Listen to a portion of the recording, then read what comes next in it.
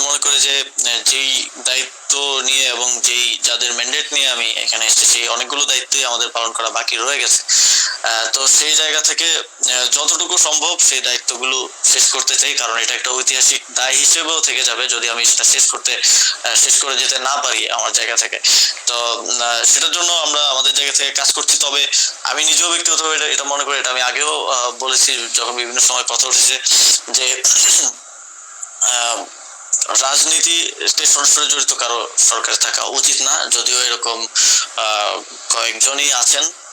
এবং আমরা মনে করি যে নির্বাচনকালীন সরকারে, স্পেসিফিকলি নির্বাচনকালীন সরকারে শুধু নির্বাচন করব কি করব না সেটার জন্য না, যদি আমি নির্বাচন নাও করি তাহলেও নির্বাচনকালীন সরকার আমার থাকা উচিত না, যেহেতু এটা নিয়ে কনসার্ন আছে। এবং আমাদের গণতান্ত্রিক রূপান্তরের একটা আমাদের জুলাই গণঅভ্যুত্থানের যদি 3টা ম্যান্ডেট আমি ধরি, যে বিচার সংস্কার এবং গণতান্ত্রিক রূপান্তর, তো গণতান্ত্রিক রূপান্তরের যেই দায়িত্ব আছে এবং সেখানে কনফ্লিক্ট অফ ইন্টারেস্ট এড়িয়ে চলার যে বিষয় আছে, সেখান থেকে আমি মনে করি যে রাজনীতিতে যুক্ত হওয়ার ইচ্ছা সেরকম কারোই নির্বাচনকালীন সরকারে থাকা উচিত না, তফসিলের আগেই তাদের আসলে। এটা আমি, মাহফুজ আলম, আরো যদি কেউ থাকেন সরকারে, আরো যারা আছেন, সবারই নির্বাচনকালীন সরকারে থাকা উচিত না। কারণ আমাদের মাননীয় প্রধান উপদেষ্টা বারবারই বলছেন যে আমরা একটা বেস্ট ইলেকশন আসলে জাতিকে উপহার দিতে চাই। তো সেই জায়গায় কোনো কোশ্চেন এবং কনফ্লিক্ট অফ ইন্টারেস্টের জায়গা যাতে না থাকে, এটা নিশ্চিত করাটা আমি নিজের দায়িত্ব বলেও মনে করি।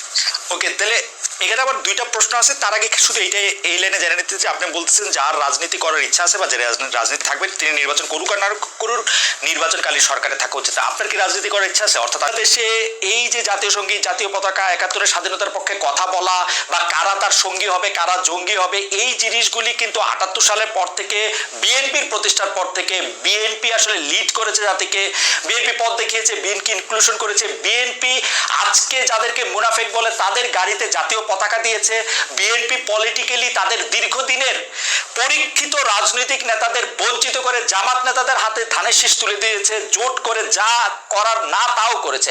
এখন হঠাৎ করে জামাত এত খারাপ হয়ে গেল, আমি জনাব ইশরাকের সাথে একদম একমত।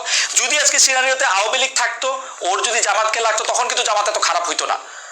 বিএনপির এই রাজনীতিটাকে আপনি অনেক স্বার্থবাদী, আপনি আপনাদের এই রাজনীতিটাকে অনেক স্বার্থবাদিতার রাজনীতি আপনি মনে করেন কিনা?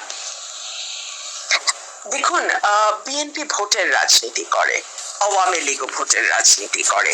বাংলাদেশে এই ভোটের রাজনীতিতে, বাংলাদেশে নয় সারা বিশ্বব্যাপী ভোটের রাজনীতিতে জোট একটা খুবই কমন একটা ফেনোমেনা, এবং সেই জোট গঠন আওয়ামী লীগও যেমন এক সময়ে জামাতের সঙ্গে যুগপৎ আন্দোলন করেছে, বিএনপিও সেভাবে জামাতের সঙ্গে 2001 সালে গিয়ে জোট করেছে।